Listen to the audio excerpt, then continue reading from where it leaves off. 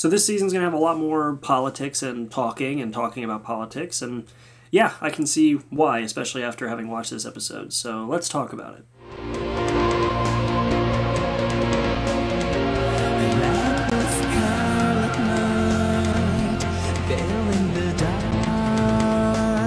Okay, review, not recap. Review, not a recap. So, originally I thought that this was going to be like almost an entire backstory episode for Historia. Turns out it was a little bit of Erwin and a little bit of Historia. It wasn't actually a whole lot of either of them, though. I expected more of it, considering that it was called Old Story, but I think the title kind of led to quite a few more themes that we learn about in the episode. But first off, we see Historia and kind of this history of her very messed up family situation where she had a mother that never loved her. In fact, her mother just said, if only I had the courage to kill this girl and blah, blah, blah. Because she would read and then leave and then come back and just read and never did housework. Historia did all the housework. And the one day that Historia tried to show affection to her mother just pushed her face back and made her nose bleed, and it was not cool. And there wasn't really a whole lot to get all... there wasn't really much worth reacting to because it was just kind of a tragic episode for the backstory part of things and a very talk, and that was about it for the current events in the episode. But yeah, so we ended up having Historia's backstory kind of summed up in the fact that her mother never loved her. When she tried to show affection to her mother basically just shoved her away and left for a while. And then when her mother came back, she came back with the landlord who was Historia's actual father. And so because of that, some shadowy group, which was actually alluded to last episode, which was really, really cool to see that kind of paid off. Not cool to see it paid off, but it was cool that they referenced it and then came back and showed it. So in last episode, the guy talked about somebody that he had killed, some slut in the sticks, or some whore in the sticks, or whatever he said. And sure enough, it was Historia's mother, and they cut her throat and killed her. And just before Historia was killed, Reese goes, or was it Reese? Anyway, he says, well, you are now Krista Lenz, and sent her off to live a quiet life elsewhere, sort of to spare her life. But at this point now, she's back, and they dumped a whole bunch of stuff on her, like, you have royal blood, you could save the world and all of humanity, which, little intense, and that was kind of a lot to dump on one person at one time. But yeah, so that's what happened with Historia, and it was pretty cool to see the backstory, but also kind of I'm curious to see where they're going to go with her, kind of being a royal heiress and all that stuff, so, yeah. As for Eren, so he remembered a conversation, and we finally get to hear what that conversation was with Ymir, which was, essentially he overheard them talking about how if somebody with the Titan powers is eaten by another Titan, I think is how it works, which was kind of alluded to, they can turn back into a human. And they essentially now have the powers of a Titan, or the powers of the Titan they consumed, which is also, I think, why they were saying why Bertolt threw a bunch of Titans at Eren, was he was trying to get them to eat him, which it's kind of neat. I'm curious how they're going to do that as well. I liked this episode for some of the information we got out of it, some of the new details about how the Titans work and things like that. Sort of. It's speculation at this point, though. If a character in an anime is saying it, it's probably what's happening. So there is that.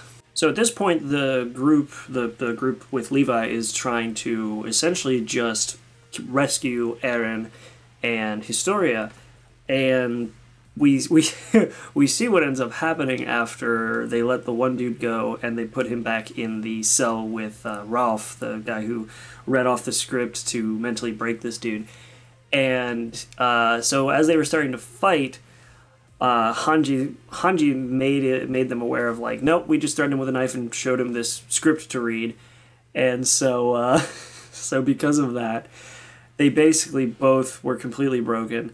More so the first guy whose name I can't remember, but yeah, they basically just ruined these guys, because it's just like, you didn't, like, the one guy was like, you didn't tell them anything, and the other guy realized that now he's betrayed the king and all that, which we learn a lot more about kind of the way the government's been working in this episode. And I like that, because I had even said in the last review that I feel like this hypocritical style of government can only last so long in a world like this, and sure enough, it seems like part of it is coming to an end. So I'm curious to see, because we see Pixis talking with Erwin about some of his stories of the past, which is where we see more of Erwin's backstory. And his dad was a teacher who was teaching about the history of the walls and teaching about how to, defend yourself against Titans and learning a bit about the Titans and all that kind of stuff. And Erwin asked questions that his dad didn't answer until they got home and could, be taught, or it could talk alone or in privacy. And he even said, Erwin's dad admitted that the history books are full of conflicting information and mysteries that just haven't been answered about why are we in the wall, that kind of stuff. And Erwin didn't really understand it at the time as a kid, though he was amazed by it. And when Erwin was sharing these stories as a kid, the military police basically came and asked him, where'd you learn this? Where'd you hear this? Where did you hear about this? That kind of stuff. And as a result, he got his father killed. And so at this point, he's like, as far as I know, as far as I care to, as far as I care, my father was killed by the military police, by the government. And we see how secretive and how intense the government in this world takes keeping these secrets about what's outside the wall, how to keep people in the wall, how to keep society functional. And this false king is probably going to be overthrown by Historia, which, of course, now they're like, well, yeah, all we have to do is overthrow the king. Pix is just like, oh yeah, all you'll have is, or the only thing is you'll be hung for this. No big risk. Oh god, yeah. So I guess the overall plan for this season, or the overall plan that Erwin has, is to overthrow the government. And as a result of him kind of conspiring, or not really conspiring, but I guess it seems as though he's conspiring, is now he's under arrest, which was kind of funny to think they put all these scouts in handcuffs, but you can't really put Erwin in a handcuff because he's missing an arm, right arm, but yeah, he's missing an arm. Yeah, or is it his left arm? No, yes, I think so. Anyway, yeah, so he's kind of, he's now kind of got to figure out a way to, I guess, escape or rally the troops, but they're disbanding the scouts, so at this point Levi's group is more or less on their own, and we ended the episode actually with them hiding in the woods, and footsteps were coming towards them of another squadron, I guess, whose task is to take them out or arrest them. Overall, I like the way that this episode kind of builds more tension with the characters. It definitely feels like they're outlaws now. Obviously, they're outlaws, and I like that aspect of it because they, especially like with Aaron and the kind of main cast that we had built from the start, they have this very like, I want to become this so that I can do this. I want to become a scout so I can fight Titans, and that is now kind of still there, but it's become much more ideological and much more philosophical with the way the government's being run, with the way the characters have to interact with this broken society that they're stuck in.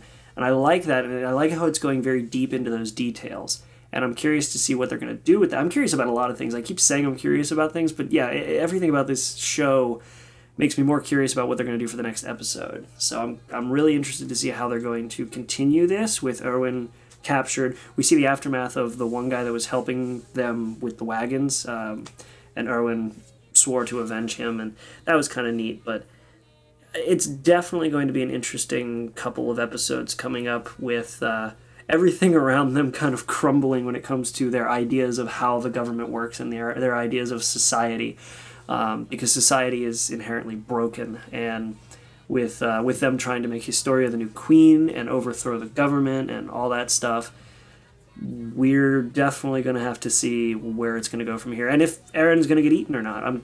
I'm really interested to see if he's going to get eaten. That's what's going to be happening later, I assume, or some sort of escape to keep him from getting eaten.